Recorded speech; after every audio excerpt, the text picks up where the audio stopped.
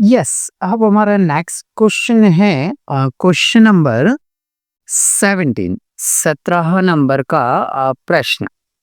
उसे लिखा है कि ट्रेडिंग पी&एल बैलेंस शीट तीनों बनाइए और डेट दी है उसने 31 दिसंबर 2017 को। अच्छा, इसमें उसने क्लोजिंग स्टॉक जो है वो बताया है 15,000 रुपये।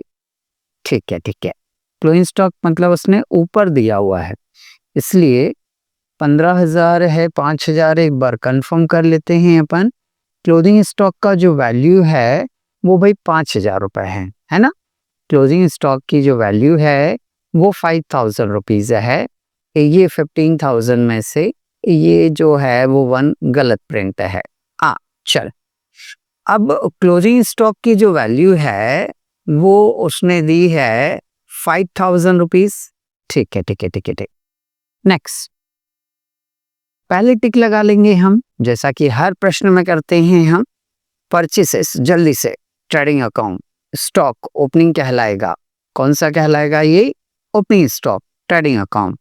Salary, profit and loss, wages, trading, cash, balance sheet, debtor, balance sheet, drawing, balance sheet, विक्रय वापसी, sales return, trading, rent, P and L, building, balance sheet, rates and taxes, profit in loss account. ठीक है, इसके बाद में discount, discount profit in loss account. Credit side में sales, sales जो है वो ट्रेडिंग में आएगा। Capital, balance sheet, creditor, balance sheet, purchase return, trading account. Okay, ये सारे टिक हमने लगा लिए। एडजस्टमेंट और लगा लें। वेजेस में पहले नंबर का एडजस्टमेंट है, तो वेजेस में हमने यहाँ पर मार्क कर दिया 1 नंबर। ठीक है, वेजेस के बाद रीड करें अगला एडजस्टमेंट काहे का है। बोले सर अगला एडजस्टमेंट रेंट का प्रीपेड है, तो रेंट में सेकंड नंबर मार्क कर देंगे हम यहाँ पर। ये रेंट में हमने यहाँ पर मार्क किया सेकंड नंबर। ठीक है, नेक्स्ट अगला देखिए हम क्या है। डेटर पर थर्ड नंबर मार्क करना है हमें, तो डेटर पर थर्ड नंबर मार्क कर देते हैं हम। ये रहा हमारा डेटर, इसमें हमें नंबर मार्क करना है थर्ड। ये मार्क कर दिया हमने। डेटर के बाद में देखें तो दिया हुआ है बिल्डिंग, बिल्डिंग पर 4 नंबर मार्क कर दें। ठीक है, ठीक है, ठीक है। ये बिल्डिंग का हमने 4 नंबर मार्क किया। ठीक है, अब हमने टिक तो लगा लिए हैं। अब इसका हमें ट्रेडिंग पी&एल और क्या बनाना है? Balance sheet. ठीक है, जब भी हम ट्रेडिंग पी&एल और बैलेंस शीट बनाएं तो हम आपको पहले भी बता दिए हैं कि ट्रेडिंग और पी&एल बैलेंस शीट बनाने के पहले ट्रेडिंग का फॉर्मेट बना लीजिए और बैलेंस शीट का फॉर्मेट बना लीजिए। डेबिट साइड में आपको लिखना है opening stock, purchase, less purchase return. Credit side में सेल्स, लेस सेल्स रिटर्न। और लास्ट में यहाँ पर हम लिखते हैं बाय क्लोजिंग स्टॉक। ठीक, ओके ओके ओके। इसके बाद में बैलेंस शीट में भी हम कुछ कंटेंट लिख लेते हैं, जैसे कि कैपिटल लिख लें, लेस ड्राइंग लिख दीजिए, ऐड नेट प्रॉफिट। और यदि नेट लॉस आ जाए, नेट लॉस आ जाए तो फिर ये ऐड की बजाय क्या हो जाता है? लेस हो जाता है। ठीक है, ओके। तो जो भी आएगा वो लिख लेंगे हम। अब हम चलते हैं इसको सॉल्व करने के लिए। तो सबसे पहले हमें बनाना है ट्रेडिंग पी&एल दोनों ही, और उसके बाद में बैलेंस शीट। हम हमेशा यही करते हैं, एक एक अमाउंट को उठाते जाइए और नोट करते जाइए।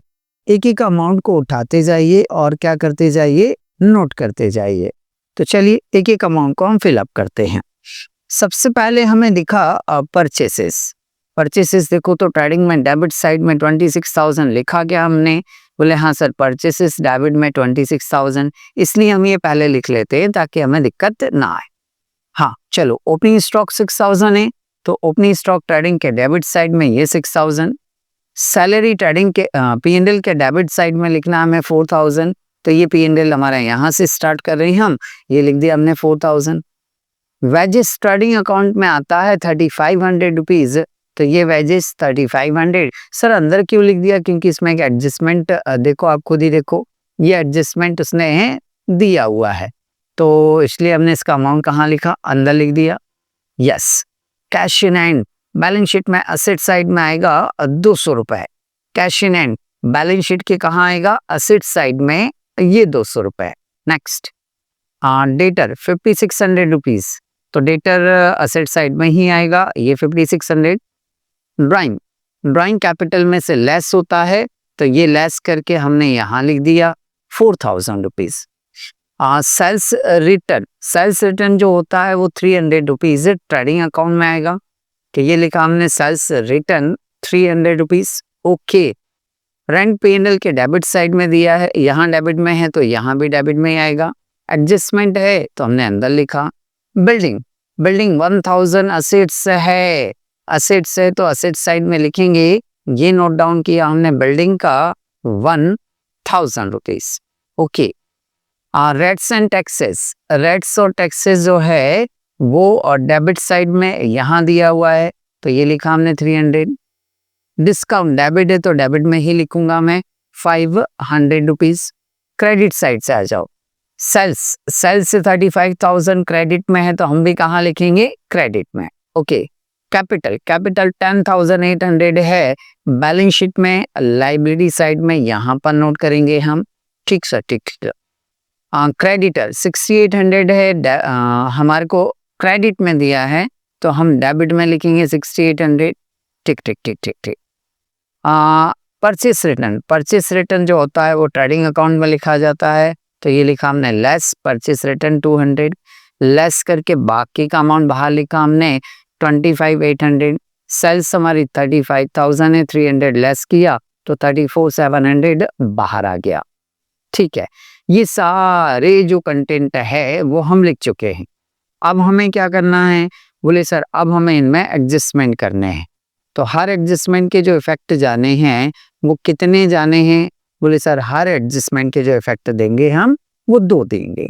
तो चलिए स्टार्ट करते हैं हम। पहला adjustment, first adjustment, outstanding wages दिया है बच्चों, तो वेजेस में क्या होगा? बोले सर आउटस्टैंडिंग, आउटस्टैंडिंग प्लस होता है सर, वेजेस में प्लस कर देंगे। जल्दी से बताओ कितने रुपए है? बोले सर 75 रुपीज है, तो देखो मैंने यहाँ लिखा 75 रुपीज। क्या करना है? प्लस करना है। 3500 में 75 रुपीज प्लस करेंगे, 35 75 बाहर आ जाएगा। ओके, कितने इफेक्ट देना है? 2। आउटस्टैंडिंग बैलेंस शीट के लाइबिलिटी साइड में आता है, तो ये लाइबिलिटी साइड में हमने लिख दिया 75 रुपीज। ओके, सर यदि मैं भूल जाऊं कि इसे बैलेंस शीट में कहाँ लिखते हैं, तो सर ने एक तरीका बताया था, डेबिट में प्लस है तो वो बैलेंस शीट के भी कहाँ आएगा? डेबिट साइड ही आएगा, तो ये लिखा हमने 75। ओके, नेक्स्ट आगे चलें हम। अगला जो एडजस्टमेंट है वो उसने दिया हुआ है, क्या है? रेंट का 30 रुपीज प्रीपेड है, तो ये रेंट यहाँ P&L में लिखा हुआ है, इसमें से 30 रुपीज प्रीपेड है, तो प्रीपेड क्या होता है? बोले लेस होता है, ये लिखा हमने 1370 बाहर लिख दिया।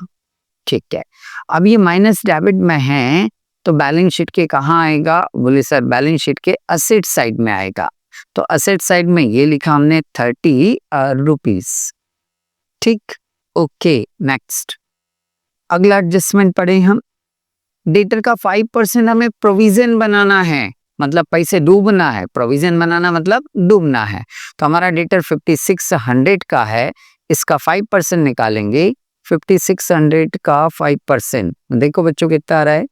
5600 का हमें निकालना है 5%। ठीक है, 2 शून्य से आपने 2 शून्य क्या कर दी? काट दी। 5 से मल्टीप्लाई करेंगे 280 रुपीज आ रहा है, ये 280 रुपीज हम क्या करेंगे? डेटर्स में से लेस कर देंगे।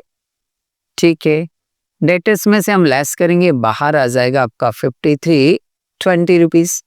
अभी 280 रुपए यहाँ क्रेडिट में माइनस है, तो फिर P&L के कौन से साइड में आना है? डेबिट साइड में आना है, तो ये डेबिट साइड में लिख देंगे हम। कितने रुपए?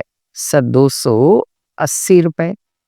ओके, 2 इफेक्ट हो गए हमारे, नेक्स्ट आगे चलिए, बिल्डिंग पर 10% डेप्रिसिएशन लगाना है। ये रही बिल्डिंग, अरे भाई ये रही बिल्डिंग, इस बिल्डिंग पर हमें कितने परसेंट डेप्रिसिएशन लगाना है? 10%। तो 1000 रुपए का 10% कितना आता है? 100 रुपए आता है। ये 100 रुपए इसमें से क्या करेंगे हम? लेस करेंगे। लेस करेंगे तो बाहर आ जाएगा बेटा 900 रुपए। ओके, अब ये 100 रुपए मैंने यहाँ असेट साइड मतलब क्रेडिट साइड माइनस किया है, तो ये P&L के कहाँ आएगा? डेबिट साइड में आएगा। ये लिखा मैंने डेबिट साइड में 100 रुपीज। ओके, नेक्स्ट अगला एडजस्टमेंट। बोले सर अब कुछ एडजस्टमेंट नहीं है, क्या करें आप? स्टॉक रह गया क्या? हाँ, ऊपर देखो स्टॉक उसने बताया है कि स्टॉक जो है वो 5000 रुपए है, तो यहाँ पर लाकर क्या करेंगे हम? स्टॉक का जो क्लोजिंग स्टॉक अमाउंट है वो 5000 यहाँ नोट कर देंगे हम। 34 और 5 कितने होते हैं? 39,700 रुपए। ओके, 39,700। क्रेडिट साइड की टोटल होगी हमारी 39,700। डेबिट की लगा लीजिए, 6 25 31 31 और 3 34 34 और 35,375 रुपए टोटल आ रही है। लेस करेंगे 4,325 रुपए का डिफरेंस डेबिट साइड आ रहा है, और डेबिट साइड आता है तो ये कहलाता है हमारा ग्रॉस प्रॉफिट। ओके, तो ये ग्रॉस प्रॉफिट के नाम से हमने यहाँ पर क्या कर दिया? नोट कर दिया। ठीक, अब ये जो ग्रॉस प्रॉफिट है इसको मैं डेबिट साइड से उठाकर कहाँ ट्रांसफर करूंगा? क्रेडिट साइड में ट्रांसफर करूंगा। ये ट्रांसफर करा मैंने 4325। जी सर, ये ट्रांसफर हो गया। इसके बाद में और कुछ है नहीं। 4325 इस बार मुझे ऐसा लग रहा है कि डेबिट साइड की टोटल ज्यादा है। हाँ, मुझे लग रहा है ऐसा। 4 और 1 5 5,000 मतलब हाँ, डेबिट साइड की टोटल ज्यादा है। तो मेरी डेबिट साइड की टोटल है 6,550 रुपए, और क्रेडिट साइड में 4325। तो हम क्या करेंगे? 6,550 रुपए में से, जो कि डेबिट साइड की टोटल है, कहाँ की है? डेबिट साइड के 4325 को क्या करेंगे हम? लेस कर देंगे। तो चलिए लेस करते हैं।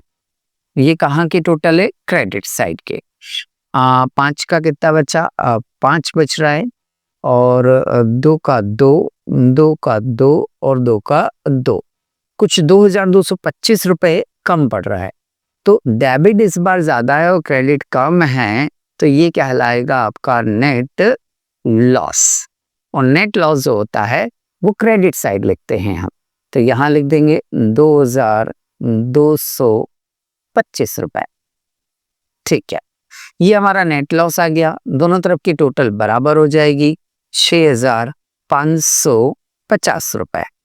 ठीक है, दोनों तरफ की टोटल बराबर हुई हमारी 6,550 रुपए। ठीक है, ठीक है। अब ये जो नेट लॉस आया है, ये जो नेट लॉस आया है, ये नेट लॉस जो है वो कैपिटल में जाकर क्या हो जाएगा? लेस हो जाएगा हमारा। ठीक है, 2,225 रुपए हमें इस कैपिटल की अमाउंट में इसे क्या करना है? लेस करना है। तो चलिए आइए लेस करते हैं इसे हम। 6,800 में से मुझे 2,225 रुपए क्या करना है? लेस करना है। 4,575 4,575 75। ओके, 4575 बचा हमारा। जी जी जी जी। अब इसके बाद में और देखिए, और कुछ तो करना नहीं है, सारी अमाउंट जो अंदर थी वो बाहर हैं। टोटल क्लोजिंग स्टॉक रह गया शायद, देखो हो जाती ना गलती, तो ये जो अपन ने एक ही बार लिखा था इसको, इसलिए गलत हो गया था ये। तो क्लोजिंग स्टॉक ट्रेडिंग के क्रेडिट में आता है और बैलेंस शीट के असेट साइड में भी आता है। तो ये लिखा हमने 5,000 रुपीज। चल अब टोटल लगा लेते हैं हम। जब हम दोनों साइड की टोटल लगाएंगे तो हमारी लाइबिलिटी साइड में 6 4 10 11,450 रुपए आ रहा है। लाइबिलिटी साइड आ रहा है 11,450 रुपए। असेट साइड की लगाएंगे तो यहाँ भी टोटल 11,450 ही आएगी। इस तरह से दोनों तरफ की बैलेंस शीट की टोटल हमारी क्या आ रही है, बराबर आ रही है। तो ये सवाल हमारा यहाँ पर आकर क्या हो जाता है, कंप्लीट हो जाता है।